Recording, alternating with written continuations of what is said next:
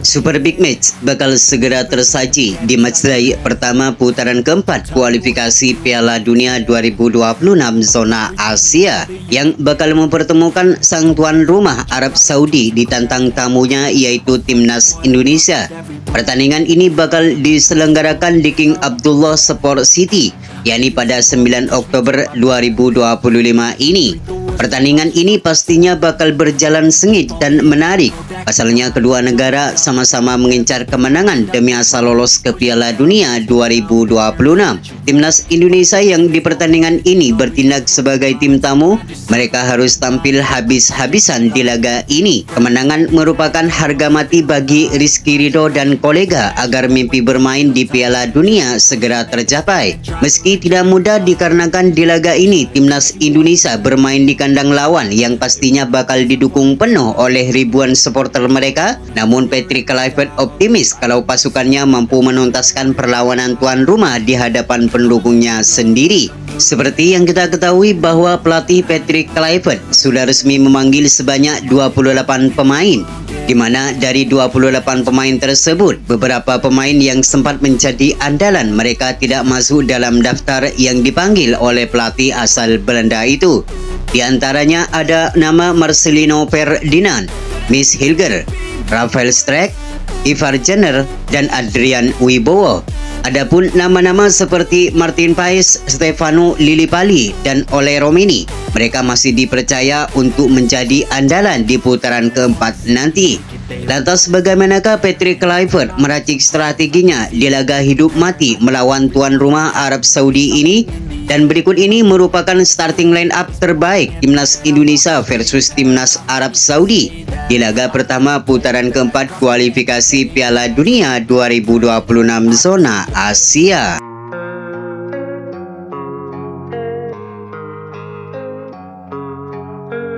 Menghadapi Arab Saudi yang kita ketahui mempunyai permainan agresif serta mempunyai kecepatan dalam melakukan serangan, formasi 4-2-1-3 akan menjadi andalan bagi Patrick Kluivert dan Alex Pastoor, dengan Emil Audero Mulyadi sebagai penjaga gawang utama bagi skuad Garuda.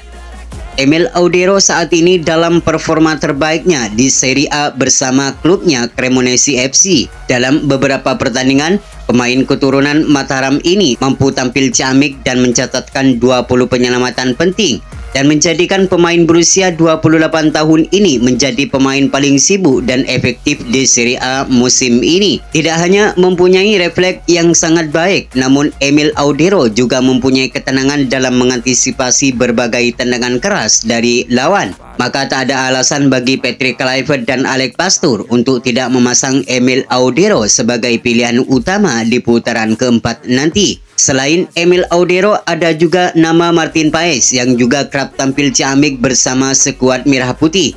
Namun di laga krusial menuju Piala Dunia 2026 ini, nama Emil Audero lah yang sangat layak untuk menjadi pilihan utama bagi skuad Garuda. Sementara di sektor lini pertahanan, 4 bek sejajar yakni Jai Itches, Rizky Ridho, Kevin Dix, dan Calvin Verdong akan mengawal Emil Audero dari serangan pemain lawan.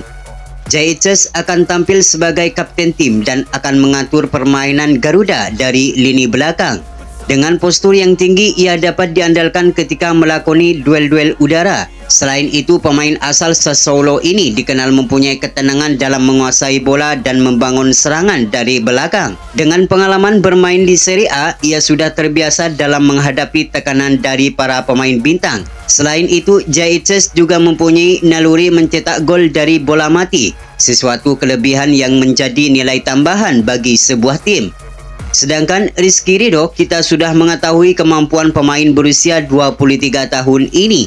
Meski hanya bermain di Liga 1, namun Rizky Ridho menunjukkan kualitasnya meski persaingan di posisi ini terbilang cukup ketat. Ketenangan dan kedewasaan dalam mengambil keputusan, Rizky Ridho layak menjadi rekan ideal Jai Itches di benteng terakhir pertahanan Garuda.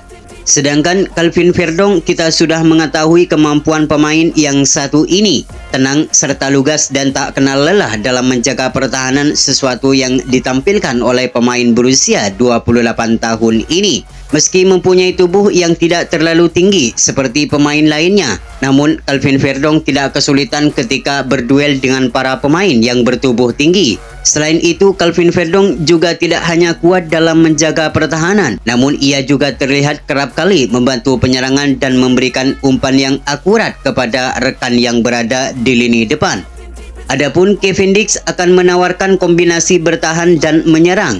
Ia mempunyai kecepatan dalam menutup ruang dan mempunyai fisik yang kuat sehingga lawan sulit untuk melewatinya. Dalam waktu menyerang, Kevin Dix kerap kali memberikan umpan silang yang akurat yang dapat membahayakan pertahanan lawan. Kombinasi antara kecepatan dan kekuatan fisik yang dimiliki menjadi kombinasi yang seimbang kapan waktu yang tepat untuk bertahan dan waktu menyerang. Selain itu, Kevin Dix cerdas dalam menjaga posisinya, memastikan sisi kanan tetap aman ketika ada serangan balik. Mentalitas bermain di Eropa menjadi Kevin Dix pemain yang konsisten dalam skuad merah putih. Sementara di sektor lini tengah akan diisi 3 nama, yakni Ricky Kambuaya, Joy Pelupessy, dan Tom Haye. Joy Pelupessy dan Ricky Kambuaya akan menjadi pemain jangkar dan menjadi perusak permainan lawan sebelum masuk ke pertahanan Garuda. Ia akan menjadi otak permainan Garuda di lini tengah. Joy Pelupessy dinilai pemain yang sangat disiplin dalam merebut bola dan tangguh dalam melakoni duel fisik. Adapun Ricky Kambuaya akan menjadi rekan Joy Pelupessy untuk mengimbangi permainan baik waktu menyerang maupun bertahan. Adapun Tom Haye akan lebih bermain ke depan untuk mengkreasi permainan dan memberikan umpan akurat kepada rekan yang berada di lini depan. Selain itu, Tom Haye juga dinilai jeli dalam melihat situasi terutama dalam melakukan skema serangan balik. Ia tahu kapan mempercepat atau memperlambat permainan dalam situasi tertentu. Sedangkan di posisi penyerang akan mengkombinasikan 3 pemain andalan, yakni Miliano Jonathan sebagai winger kanan, sedangkan Ragnar Oratmangun akan menjadi andalan sebagai winger kiri. Ragnar Oratmangun akan kembali menjadi andalan setelah sempat absen di beberapa pertandingan bersama skuad Garuda. Kita sudah mengetahui pemain ini mempunyai kecepatan dan kelincahan sebagai senjata utama di sisi kiri penyerangan. Ia kerap melakukan tusukan langsung ke jantung pertahanan lawan yang membuat bek lawan harus ekstra keras dalam melakukan hadangan. Selain itu, Ragnar juga kerap turun membantu pertahanan sehingga sulit ditebak untuk memvariasi permainan ketika melakukan serangan. Bersama skuad Merah Putih, Ragnar Oratmangun sudah menciptakan 2 gol, yakni saat melawan Arab Saudi dan saat melawan Bahrain. Adapun Miliano Jonathan akan ditempati di sisi penyerang kanan. Ia akan bermain kompetitif dan mencari ruang sebelum melakukan umpan atau melakukan keputusan. Selain itu, Miliano Jonathan juga dikenal mempunyai finishing yang akurat meski berposisi sebagai winger. Aksinya di 2 laga debutnya saat melawan Cina Taipei dan melawan Lebanon membuktikan Miliano mempunyai kualitas permainan yang sangat baik. Tidak hanya itu saja, Miliano Jonathan dinilai mempunyai permainan yang mirip dengan legenda Belanda yaitu Arjen Robben. Membawa bola dan tusukan lalu melakukan tendangan yang 85% berbuah gol.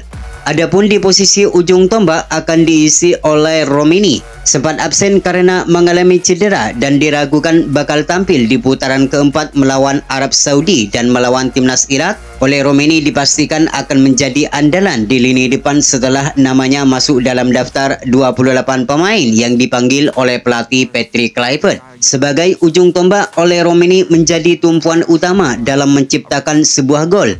Ia memiliki predator dan selalu berada di posisi yang tepat untuk menyambar peluang. Kekuatan fisik dan kecerdasan dalam mencari ruang sangat sulit untuk dijaga oleh para pemain lawan. Selain itu, pemain asal Oxford United ini mempunyai ketenangan serta kepiawaian saat berhadapan dengan kiper lawan.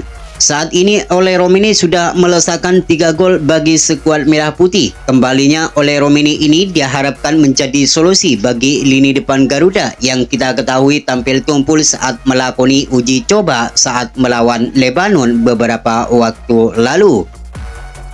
Itulah prediksi formasi line up timnas Indonesia senior di putaran keempat kualifikasi Piala Dunia 2026 zona Asia. Semoga di 2 laga tersebut timnas Indonesia bisa tampil maksimal dan meraih kemenangan agar mimpi bermain di Piala Dunia untuk pertama kalinya segera tercapai.